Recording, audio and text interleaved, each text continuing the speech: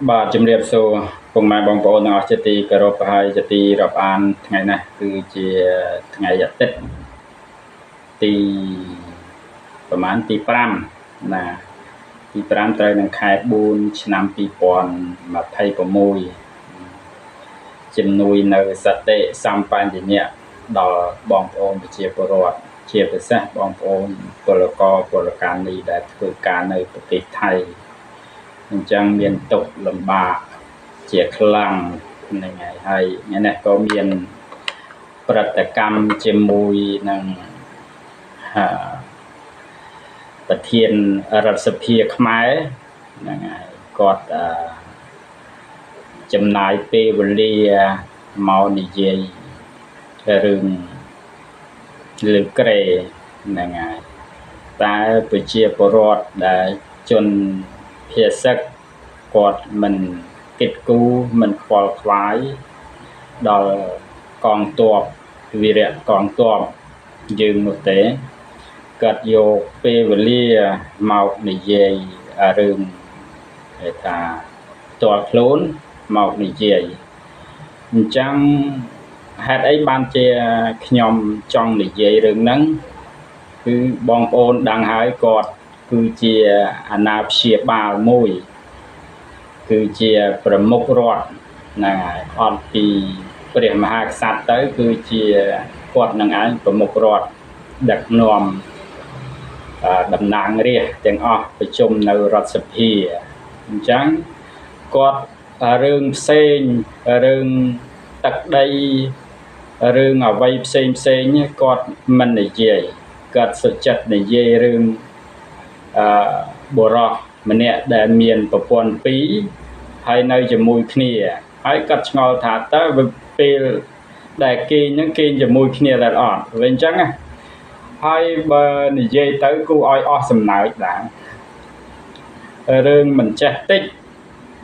រឿងប្រទេសជាតិដែលបងប្អូនប្រជាពលរដ្ឋមិនថានៅក្នុងឬក៏នៅក្រៅកំពុងតែខ្វល់ខ្វាយរឿងបាត់ទឹកដីគាត់អត់នេះទេគាត់ប្រវែស្ថានភាពនឹងឯងមកឲ្យគិតគូររឿងលើក្រែរឿងអីណាតែផ្ដេសតែផ្ដាស់អានឹងសមជាថ្នាក់ដឹកនាំទេបងប្អូនដឹងហើយសមទេហើយគាត់គឺជារដ្ឋសភាទៀតហើយកូនគឺជាកូននាយករដ្ឋមន្ត្រីទៀតឪគឺជាឪនាយករដ្ឋមន្ត្រីហើយក៏ត្រូវជាប្រធានរដ្ឋសភាទៀតអញ្ចឹងអំណាចទាំងអស់ហ្នឹងនៅលើគាត់ទាំងអស់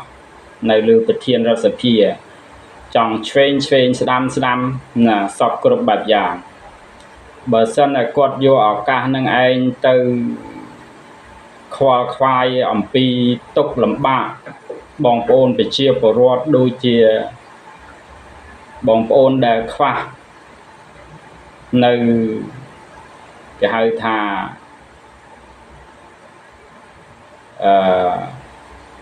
អង្គហូបចុកដែលគាត់ឆ្នាំដង្កូវអីដែលគាត់ជន់ភាសឹកណាហ្នឹងហើយបើគាត់ខ្វល់ខ្វាយដល់ហ្នឹងបងប្អូនដឹងតែសប្បាយចិត្តជាពិសេសបងប្អូនអ្នកកសិករអីជួយមើលថែបច្ចេកវិទ្យាទេសការដាំ